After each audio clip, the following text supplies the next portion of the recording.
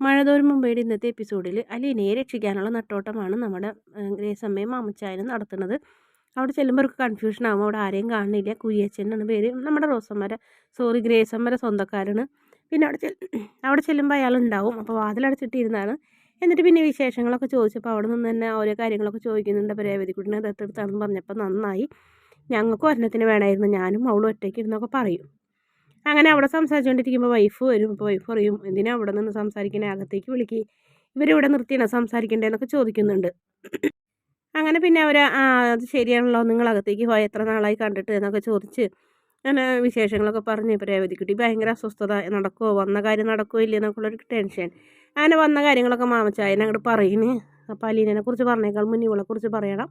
അങ്ങനെ നമ്മുടെ രേവതിക്കുട്ടിയുടെ അച്ഛൻ്റെ കാര്യവും അലീനയും രേവതിക്കുട്ടിയും തമ്മിലുള്ള ബന്ധവും എല്ലാം പറഞ്ഞു കഴിയുമ്പോൾ അവർക്ക് ഭയങ്കര സന്തോഷമാവട്ടെ. അവർ നല്ല ആൾക്കാർ തന്നെയാണ്. പക്ഷെ നമ്മുടെ കുര്യച്ചൻ്റെ മരുമോളുടെ അച്ഛനാണ് DYSP. അപ്പോൾ നമ്മുടെ പാലായിൽ തന്നെയാണ്. അപ്പോൾ അതുകൊണ്ട് തന്നെ അയാളും ഈ കുര്യച്ചനും തമ്മിൽ ഒട്ടും മിണ്ടില്ല, വഴക്കാണ്. പക്ഷേ മരുമോളെ കൊണ്ട് സ്വന്തം അച്ഛനെ കൊണ്ട് പറയിപ്പിക്കാമെന്ന് പറയും. അവരുടെ നിരാശ കണ്ടപ്പോഴാണ് അങ്ങനെ ഒരു തീരുമാനം എടുക്കുന്നത്. അങ്ങനെ അയാൾ വിളിക്കിന് സ്വന്തം മോനെ വിളിച്ച് വരുത്തുന്നു. മോനോട് എത്രയും പെട്ടെന്ന് വീട്ടിലേക്ക് വരാൻ പറയുന്നുണ്ട്. പിന്നെ കാണിക്കുന്നത് നമ്മുടെ അലീനനെ പിടിച്ചു വെച്ച പോലീസ് സ്റ്റേഷനാണ്. അപ്പോൾ CIയുടെ അടുത്തേക്ക് നമ്മുടെ SI വരുന്നുണ്ട്. അപ്പോൾ രോഹിത്തിൻ്റെയും അതുപോലെ തന്നെ രോഹിത്തിൻ്റെ വീട്ടിൽ ജോലിക്ക് നിൽക്കുന്ന പെൺകുട്ടിനെ കൊണ്ടുവന്നിട്ടുണ്ടെന്ന് പറയും. അങ്ങനെ അലീനനോട് സത്യസന്ധമായി മറുപടി പറയണമെന്ന് പറയും.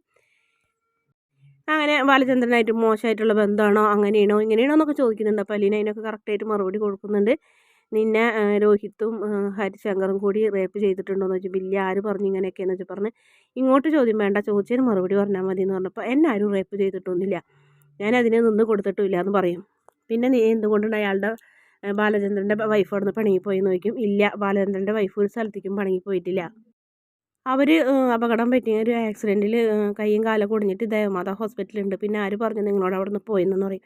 നിനക്ക് എത്രയായിട്ട് ശമ്പളം എന്ന് ചോദിക്കും. 10,000 രൂപ എന്ന് പറയും. നീ ജോലിക്കാരിയായിട്ട് വന്നതാണോ ഹോം നേഴ്സായിട്ട് വന്നതാണോ എന്ന് പറയും. ജോലിക്കാരിയല്ല, ഹോം നേഴ്സായിട്ട് വന്നതാണ്.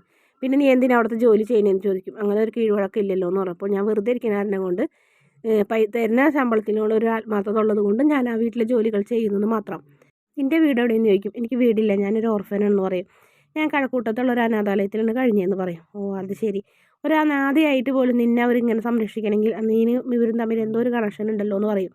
ഒരു കണക്ഷനും ഇല്ല എന്ന് പറയും. എങ്കിൽ സത്യം പറ, നീ എന്നെ അവർ പീഡിപ്പിച്ചിട്ടുണ്ടോ എന്ന് പറയുമ്പോൾ, ഞാൻ പറഞ്ഞില്ലേ എന്നെ ആരും പീഡിപ്പിച്ചിട്ടില്ല എന്ന് പറയുമോ അലീന.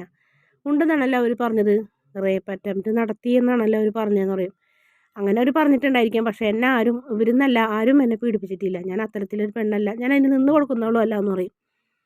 ചോദിച്ചതിന് മാത്രം മറുപടി പറഞ്ഞാൽ മതി, നീ ഉള്ള സത്യം പറയടി എന്ന് പറഞ്ഞാൽ അലീനയുടെ അടുത്ത് ചെന്നിരിക്കുന്നുണ്ട് ആ പോലീസുകാരൻ. അതിനുശേഷം അയാൾ പറഞ്ഞു കൊടുക്കണം, ഇങ്ങനെ ജ്യൂസിൽ മയക്കുമരുന്ന് തന്ന് എന്നെ ഇവർ രണ്ടുപേരും കൂടെ പീഡിപ്പിക്കാൻ നോക്കി എന്ന് പറഞ്ഞിട്ടൊരു പരാതി എഴുതാൻ പറയും. എനിക്ക് പരാതി ഇല്ലാത്തടത്തോളം എന്നെ കൊണ്ട് നിങ്ങൾക്ക് നിർബന്ധിച്ച് പരാതി എഴുതിപ്പിക്കാൻ പറ്റില്ല. അത് നിങ്ങൾ വിചാരിച്ചിട്ട് ഒരു കാര്യമില്ല. നിങ്ങൾ എന്നെ ഇവിടെ ഇട്ട് തല്ലിച്ചതച്ചാലും വെള്ളം തരാണ്ടിരുന്നാലും രോഹിത്തിനെതിരെ ഞാനൊരു പരാതിയും തരില്ല എന്ന് പറയും. രോഹിത്ത് ഇതൊക്കെ കേൾക്കുന്നു അറിയുന്നൊക്കെ ഉണ്ട്. രോഹിത്തിന് അതൊക്കെ കേൾക്കുമ്പോൾ ഭയങ്കര സങ്കടവും വിഷമമൊക്കെ ആവുന്നുണ്ട്.